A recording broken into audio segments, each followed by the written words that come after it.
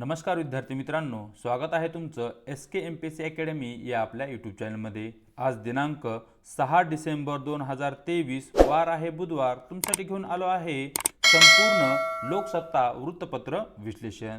तर आज या ठिकाणी आपण महत्त्वाच्या बातम्यांमध्ये राज्य मागासवर्ग आयोग आणि शिंदे समिती या संदर्भात महत्त्वाच्या ज्या काही न्यूज आहेत त्यांना MCQच्या माध्यमातून या ठिकाणी आता आपण डिस्कस करणार आहोत। चला तर जी काही आजची आपली डिस्कशन आहे त्याला या ठिकाणी आता आपण सुरुवात करूया।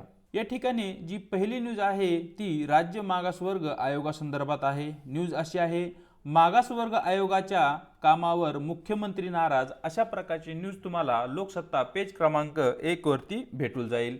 मग या ठिकाणी या न्यूजचा आधार घेऊन जे काही आजचे आपले प्रश्न बनतात ते प्रश्न पाहूया। या ठिकाणी आपण दोन प्रश्न डिस्कस करणार आहोत। त्यामध्ये आजचा आपला पहिला प्रश्न आहे तो असा, राज्य मागासवर्ग आयोग सदस्य नियुक्ती कोणाकडून केली जाते? ज्यामध्ये तुम्हाला पर्याय ए राष्ट्रपती, पर्याय बी केंद्र सरकार, पर्याय सी सर्वोच्च न्यायालय मुख्य न्यायाधीश आणि पर्याय डी राज्य शासन। तर मित्रांनो, या ठिकाणी जे काही राज्य मागासवर्ग आयोग आहे त्या आयोगाचे जे काही अध्यक्ष आणि सदस्य असतात यांची नियुक्ती करण्याचं कार्य राज्य शासनाकडून केलं जातं। हा जो पॉइंट आहे तो तुम्हाला या ठिकाणी लक्षात ठेवायचा आहे, तो तुम्हाला नोट डाऊन करून घ्यायचा आहे। कारण राज्यामध्ये मराठा आरक्षण, धनगर आरक्षण, ओबीसी आरक्षण, SC ST आरक्षण या संदर्भात न्यूज अलीकडे खूप चर्चेमध्ये आहेत। परिणामी या ठिकाणी जो काही राज्य मागासवर्ग आयोग आहे तो आयोग खूपच न्यूजमध्ये असल्यामुळे या ठिकाणी येणाऱ्या काळामध्ये राज्य मागासवर्ग आयोगावर इन डिटेलमध्ये क्वेश्चन विचारले जाऊ शकतात। तशी इन डिटेलमध्ये या ठिकाणी आपण त्या संबंधी चर्चाही करणार आहोत। तत्पूर्वी जो काही आपला प्रश्न क्रमांक 2 आहे तो पाहूया। राज्य मागासवर्ग आयोगाचे अध्यक्ष कोण असतात? तर या ठिकाणी पर्याय ए सर्वोच्च न्यायालयाचे न्यायाधीश, पर्याय बी राज्यपाल, पर्याय सी मुख्यमंत्री, पर्याय डी यापैकी नाही।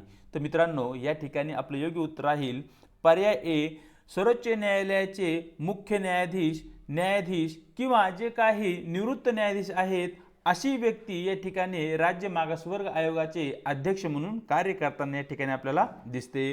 पुढे इन डिटेलमध्ये या ठिकाणी आपण चर्चा करणार आहोत ती राज्य मागासवर्ग आयोगाची। राज्य मागासवर्ग आयोगाची चर्चा करत असताना राज्य मागासवर्ग आयोग हा राज्यातील जे काही विमुक्त जाती असतील, भटक्या जमाती असतील, जे काही इतर मागास प्रवर्ग आणि विशेष मागास प्रवर्ग आहेत यामध्ये जर एखादी जात समाविष्ट करायची असेल किंवा त्या प्रवर्गातून एखादी जात वगळायची असेल तर अशा संबंधी ज्या काही मागण्या असतात, म्हणजे अशा ज्या काही मागण्या असतात त्या मागण्या किंवा त्या संबंधी आलेल्या ज्या काही तक्रारी आहेत त्यांची तपासणी करून अभ्यासपूर्ण शिफारस ही राज्य शासनाला करण्याचं कार्य राज्य मागासवर्ग आयोग करतं। एकदा समजून घ्या। फॉर एक्झाम्पल ए आणि बी अशा दोन प्रकारच्या जाती आहेत। या ठिकाणी ए जातीची अशी मागणी आहे की आम्ही मागास आहोत, आम्हाला काय करावं, एका विशिष्ट प्रवर्गामध्ये समाविष्ट करावे। मग राज्य शासन या ठिकाणी ए या जातीचा अभ्यास करते। त्या अभ्यासाच्या आधारावर जर राज्य मागासवर्ग आयोगाला असे वाटले की ए नावाची जात ही मागास आहे, मग तशा संबंधी शिफारस या ठिकाणी राज्य शासनाला केली जाते। त्याचप्रमाणे एक्झाम्पल 2 जर पाहितलं, फॉर एक्झाम्पल बी नावाची जात आहे जी की आता मागास राहिली नाहीये, ती चांगल्या प्रकारे प्रगत झाली आहे। त्या संबंधी तक्रारी किंवा त्या संबंधी मागण्या आता राज्य मागासवर्ग आयोगासमोर आल्या आहेत। मग या ठिकाणी जी बी नावाची जात आहे त्या जातीचा सखोल अभ्यास या ठिकाणी राज्य मागासवर्ग आयोगाकडून केला जाईल आणि त्यांना जर आढळून आलं की बी ही जात आहे ती आता मागास राहिलेली नाहीये, त्या संबंधी शिफारस ते पुढे राज्य शासनाला करतील आणि त्या प्रकारचा निर्णय पुढे राज्य शासन घेईल। अशा प्रकारचे कार्य या ठिकाणी राज्य मागासवर्ग आयोगाकडून केले जाते। राज्य मागासवर्ग आयोगाची जे काही कार्यक्षेत्र आहे ते संपूर्ण महाराष्ट्र असते। हा पॉइंट आपल्यासाठी महत्त्वाचा आहे। त्याचबरोबर आपला सर्वाधिक महत्त्वाचा पॉइंट सदस्य नियुक्ती। राज्य मागासवर्ग आयोगाचे जे काही सदस्य आहेत ते राज्य शासनाकडून नामनिर्देशित केले जातात। हा पॉइंट या ठिकाणी तुम्हाला स्टार करायचा आहे, कारण हा पॉइंट या ठिकाणी आपल्यासाठी महत्त्वाचा आहे आणि या पॉइंटच्या आधारावरच आज आपण क्वेश्चन ही या ठिकाणी पाहिला आहे।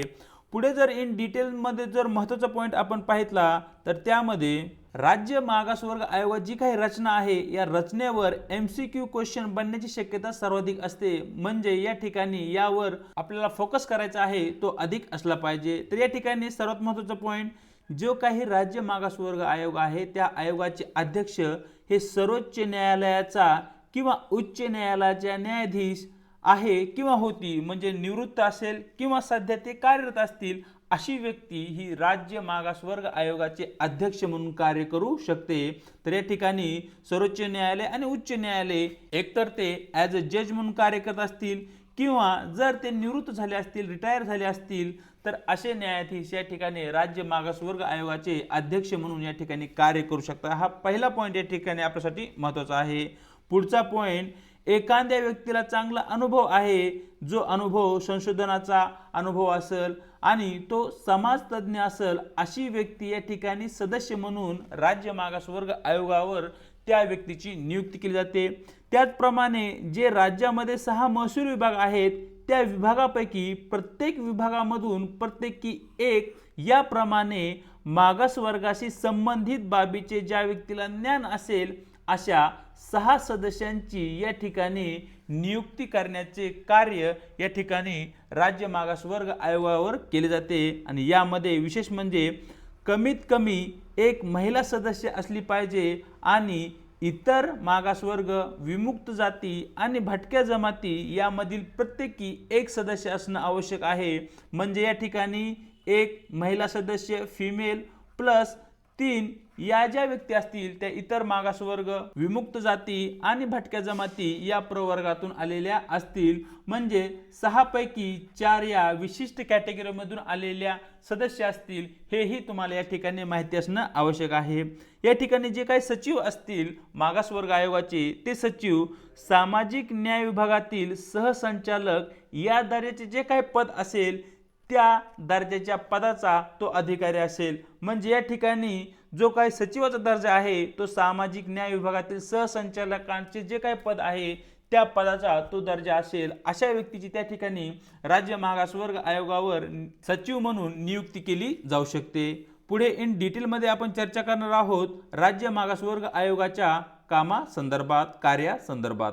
यामध्ये जे पहिलं कार्य आहे ते नागरिकांच्या कोणत्याही वर्गाच्या मागासवर्ग म्हणून सूच्यामध्ये अंतर्भाव करण्याची विनंती विचारार्थ स्वीकारणे आणि त्या ठिकाणी तपासणे।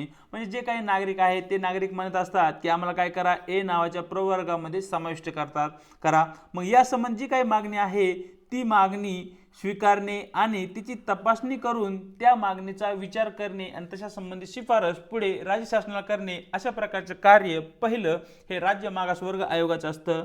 नंबर 2 चे जे कार्य आहे नागरिकांच्या कोणत्याही वर्गाचा, म्हणजे जसे की आपल्याकडे OBC, NT, VGNT अशा प्रकारचे काही प्रवर्ग आहेत, मग नागरिकांचे हे जे प्रवर्ग आहेत या प्रवर्गामध्ये जर काही व्यक्तींना किंवा काही समाजाला जर आपल्याला कमी करायचं असेल किंवा त्यामध्ये काही समाजाला आपल्याला ॲड करायचं असेल तर त्या संबंधित ज्या काही तक्रारी आहेत त्या तक्रारीवर विचार करणे, त्या तक्रारींचा स्वीकार करणे, त्या तक्रारींची तपासणी करणे, चौकशी करणे आणि अंतिम सुनावणी करणे, या संबंधी जे काही कार्य आहेत ते राज्य मागासवर्ग आयोगाकडून केले जाते। जे हे महत्त्वाचे पॉईंट आहेत ते आपल्यासाठी महत्त्वाचे आहेत, कारण सरळ आयोग यावर क्वेश्चन विचारू शकतो, मग त्या ठिकाणी आपला गोंधळ होता कामा नये, यामुळे हे जे कार्य आहे ते या ठिकाणी आपल्यासाठी महत्त्वाचे आहे।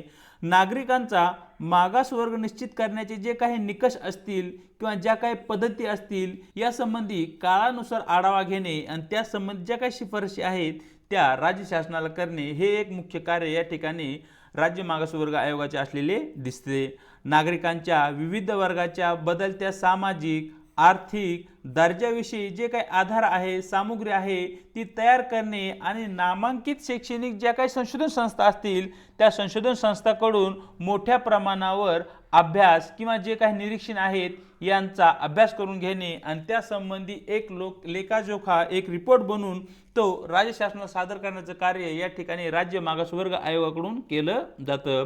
त्याचबरोबर नागरिकांच्या मागासवर्गाच्या सामाजिक आर्थिक प्रगतीचा नियमितपणे आढावा घेणे हेही कार्य या ठिकाणी राज्य मागासवर्ग आयोग करते। आणि शेवटी जे काही राज्य शासनाने एखादे कार्य या ठिकाणी राज्य मागासवर्ग आयोगावर सोपवले आहे ती कार्यही या ठिकाणी राज्य मागासवर्ग आयोगाला पार पाडावी लागतात। चलूया आजच्या आपल्या प्रश्न क्रमांक 2 कडे, जो की शिंदे समिती संदर्भात आहे।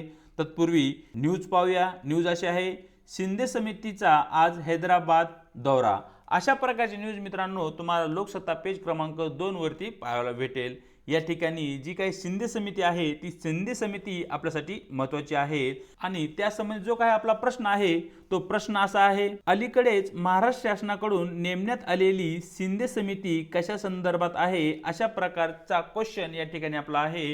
या ठिकाणी पर्याय ए ओबीसी आरक्षण, पर्याय बी एससी एसटी आरक्षण, पर्याय सी मराठा आरक्षण, पर्याय डी धनगर आरक्षण। तर मित्रांनो या ठिकाणी आपलं योग्य उत्तर राहील पर्याय सी मराठा आरक्षणासंदर्भात शिंदे समितीची गठन या ठिकाणी राज्य शासनाने केलं आहे। या समितीचे मुख्य कार्य म्हणजे राज्यामध्ये जे काही कुणबी मराठा आहेत किंवा मराठा कुणबी आहेत या ज्या नोंदी आहेत त्या नोंदी तपासणे आणि ज्या मिळालेल्या नोंदी आहेत त्याची आकडेवारी राज्य शासनाला सादर करणे, अशा प्रकारचं महत्त्वपूर्ण कार्य या ठिकाणी शिंदे समितीकडून केलं जात आहे। आपण रोजच्या न्यूजमध्ये पाहत असाल की महाराष्ट्रामध्ये सध्या मराठा आरक्षण हा कळीचा मुद्दा बनलेला आहे। ज्या ठिकाणी जरांगे पाटील राज्याच्या विविध भागामध्ये लाखोची सभा घेत आहेत, परिणामी यामुळे राज्य शासनावर कुठेतरी दडपण आले आणि मराठ्यांचं जे काही मागासलेपण आहे ते मागासलेपण दूर करण्यासाठी आता राज्य शासनालाही या ठिकाणी काढता पाय घेता येत नाहीये। यामुळे या ठिकाणी शिंदे समिती मराठा आरक्षण हे येणाऱ्या काळामध्ये राज्य सरकार समोरील कळीचे मुद्दे राहणार आहेत आणि येणाऱ्या काळामध्ये जी काही राजकारण आहे तिची दिशा ठरवण्याचं कार्यही या ठिकाणी या मराठा आरक्षणामुळे होऊ शकतं। यामुळे हा जो पॉइंट आहे तो आपल्यासाठी खूपच महत्त्वाचा आहे। तर अशा प्रकारे मित्रांनो दिनांक 6 डिसेंबरचं जे काही आपलं वृत्तपत्र डिस्कशन आहे ते या ठिकाणी आपण व्यवस्थित प्रकारे केलं आहे। व्हिडिओ जर तुम्हाला आवडला असेल तर व्हिडिओला लाईक करायचे, व्हिडिओ संबंधी तुम्हाला काय वाटतं हे कमेंट बॉक्समध्ये कळवायचे, त्याचबरोबर आपल्या व्हिडिओला आपल्या मित्रांसोबत शेअरही करायचे आणि जर आपल्या चॅनलवर नवीन असाल तर आपल्या चॅनलला या ठिकाणी सबस्क्राईबही करायचं आहे। व्हिडिओच्या डिस्क्रिप्शन बॉक्समध्ये देण्यात आलेली आपल्या टेलिग्राम चॅनलची लिंक, त्या ठिकाणी तुम्हाला आपलं टेलिग्राम चॅनल जॉईनही करायचं आहे, ज्याच्या